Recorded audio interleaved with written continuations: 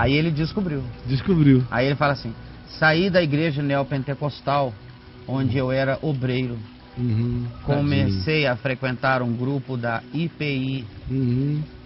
Igreja Presbiteriana Independente. Tá. Mas confesso que parece que criei um preconceito diabólico. Quando ouço alguém falar o nome de Deus, sempre me parece mais um daqueles. Eu não tenho conseguido ler a palavra e nem orar. Sei que está tudo errado. Que eu deveria ser como um verdadeiro cristão. Eu deveria separar as coisas, mas na prática eu não estou conseguindo. Me ajuda, Caio. O que está acontecendo comigo? Está acontecendo que o seu coraçãozinho, meu amigo, como o de quase todos os cristãos, não andou seguindo mesmo a Jesus por Jesus e por causa de uma relação com Jesus. A maioria dos cristãos seguem o cristianismo, não a Cristo. Seguem os pastores, não o pastor. Seguem doutrinas, não o evangelho. Seguem o conjunto agremiativo, o grupo auto-intitulado Igreja ou Comunidade de Fé.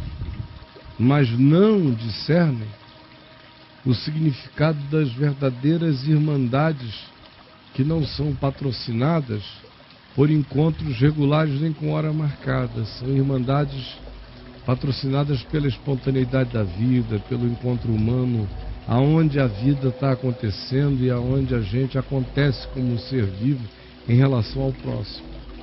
Então, a sua cabeça, como da maioria dos cristãos, ficou presa no Deus predial, no Deus doutrinal, no Deus comportamental e no Deus representado por humanos, que são esses imediatamente relacionados a você e ao seu passado.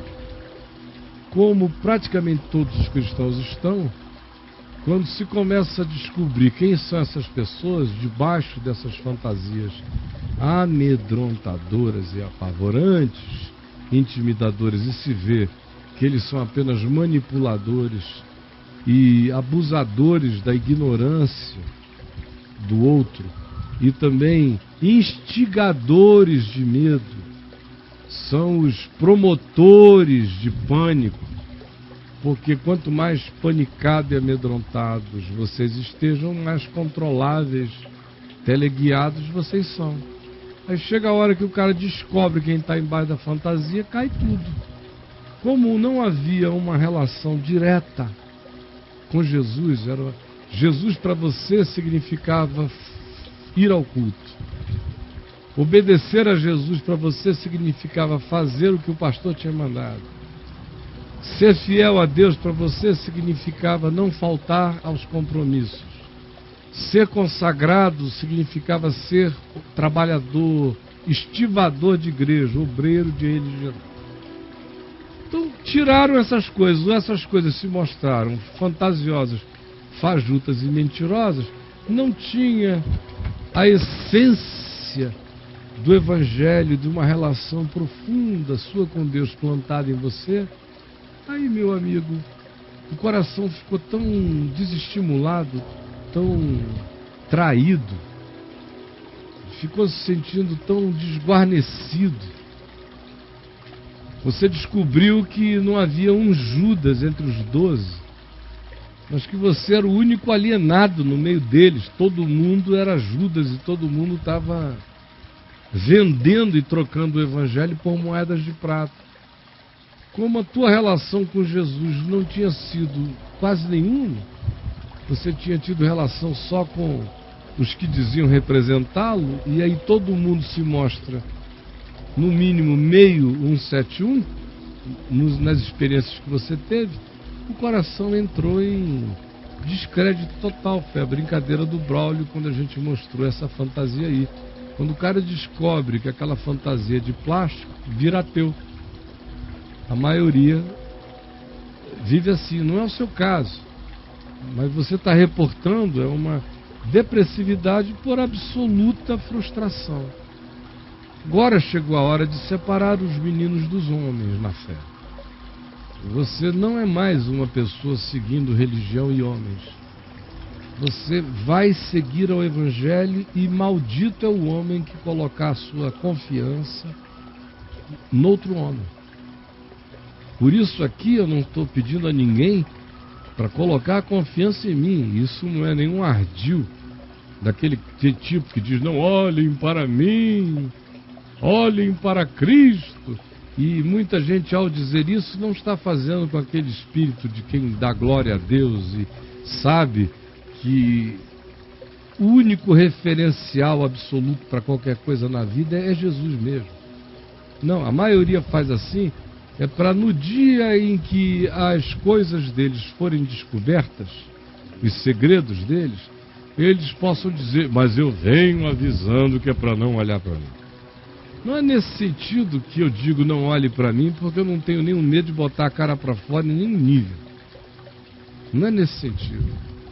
É na perspectiva de que quanto menos o teu vínculo emocional, o vínculo espiritual de vocês não se emocionalizar, quanto menos ele se emocionalizar viajando pela minha pessoa, mais livres, mais saudáveis, mais seguros, mais fortalecidos, mais rijos vocês se tornarão na palavra.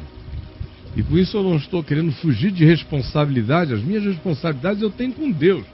Mesmo que ninguém mais cresça, o que eu sou continuaria a ser quem eu sou. Eu não sou quem eu sou por causa de nenhuma média com ninguém. Será que não deu para perceber ainda?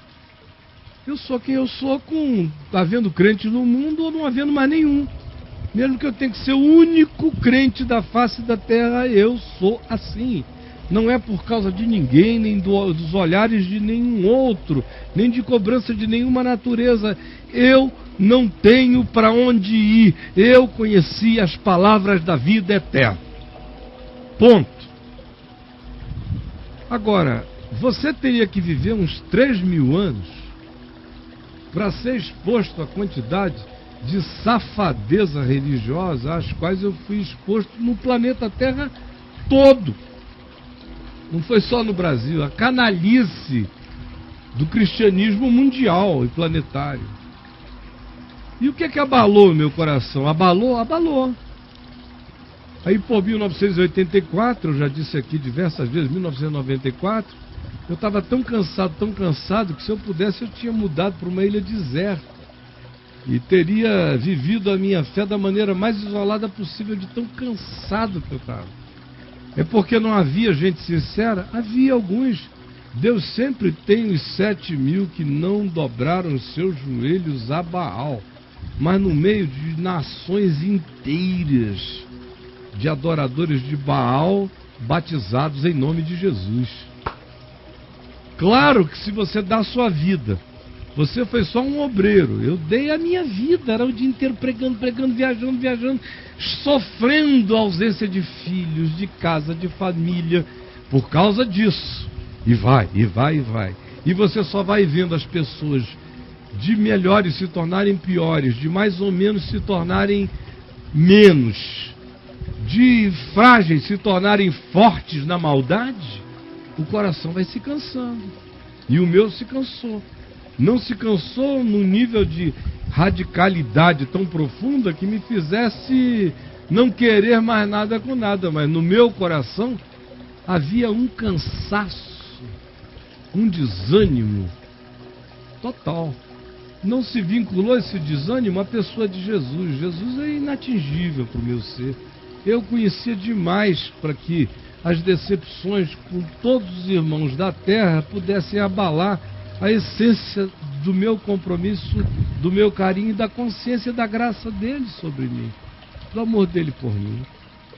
Segunda coisa, eu já tinha vivido demais no Evangelho e na palavra para que por causa dessas pessoas eu deixasse de ter vontade intrépida de compartilhar alguma convicção na hora de uma oportunidade. Eu me apanhei diversas vezes nos contextos mais impensáveis e com as pessoas mais inimagináveis, e conversando justamente sobre a palavra, no meio de tudo aquilo, quando todo mundo dizia que eu era o grande desviado.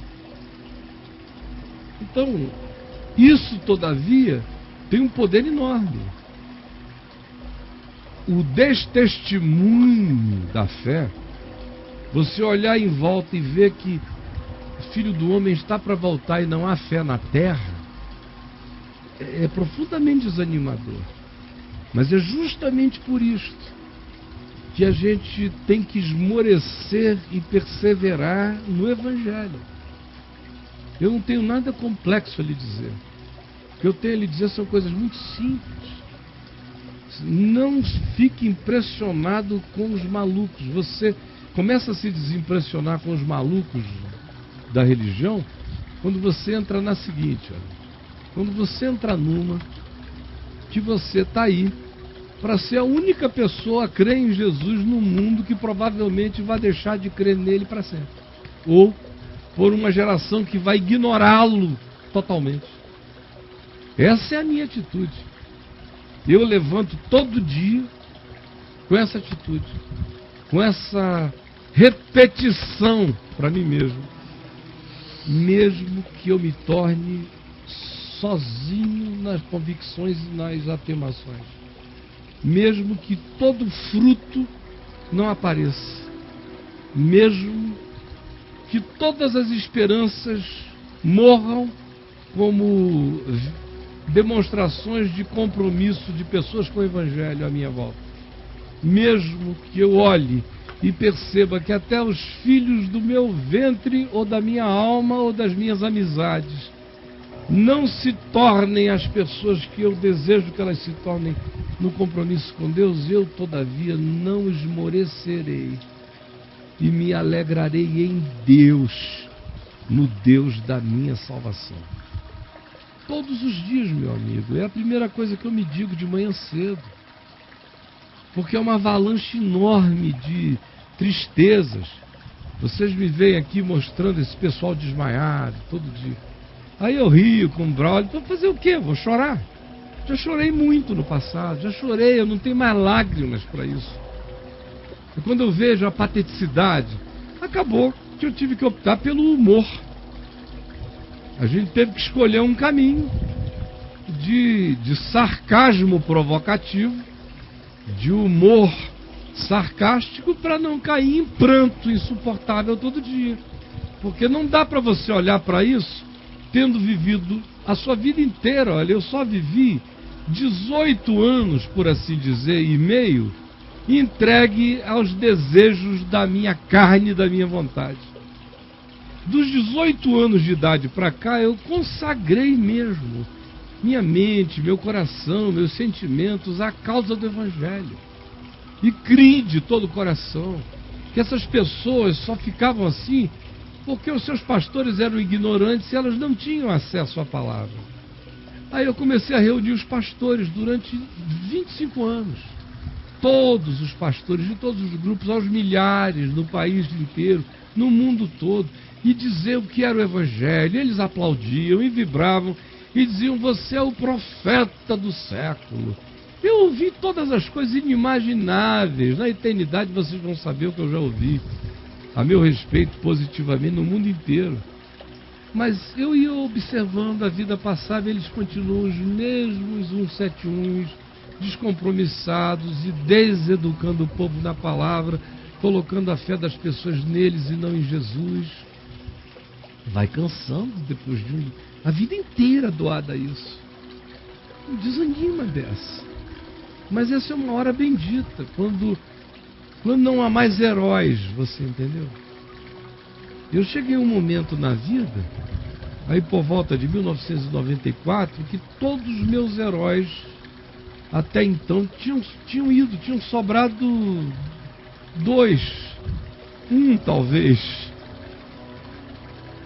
Meu pai sempre teve esse lugar, não por qualquer mineralidade da parte dele, mas justamente pelo oposto, pela humanidade sincera dele com Deus e com o Evangelho. Ele sempre foi essa figura para mim. Era um remanescentezinho, único. Foi até morrer. Quanto mais chegou perto da morte, mais cresceu aos meus sentidos. Mas no mais, eu não tinha mais heróis. Eu não tinha mais excitamentos, como eu tinha tido antes. Durante anos, meu Deus, vou encontrar o fulano, aí, aquela alegria, o fulano. Não, agora eu já sabia que todos os fulanos eram fulanos.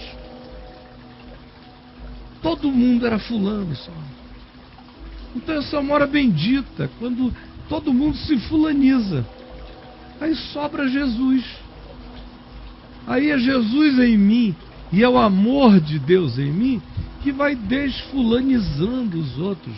Não porque necessariamente eles melhoraram, mas porque eu me tornei mais seguro para olhá-los, para entendê-los, para encará-los, para provocá-los para o bem. E não dar mais a eles nenhum poder de me entristecerem a ponto do desânimo. Então, volte a ler o Novo Testamento. Não leia mais a Bíblia toda, senão você vai ficar confuso. Leia o Novo Testamento, leia assim como quem comprou 50 tons de cinza. Uma página depois da outra, sem magia, sem misticismo, valendo. Até o final, só termina no Apocalipse. Aí pega Mateus de novo, leia. A palavra vai crescer e comece a praticar. Ela diz, não julgue. Ame. Ore pelo cara que está te fazendo mal. Ora por ele. Vai fazendo, vai praticando. Aí você vai sentindo uma ousadia, uma alegria, uma intrepidez, uma força, um vigor. Você vai virando uma maioria. Você vai virando o mundo inteiro. Aí, meu Deus, você é um estádio lotado. Você é a Terra toda. Você é o planeta, na sua convicção, ainda que não haja mais ninguém. Você enche a Terra com a sua convicção. E é a palavra sendo praticada e experimentada como a alegria do Espírito Santo na gente, pela prática, é que vai gerando isso, que não é um inchaço, é uma densidade poderosa que vai acontecer com você.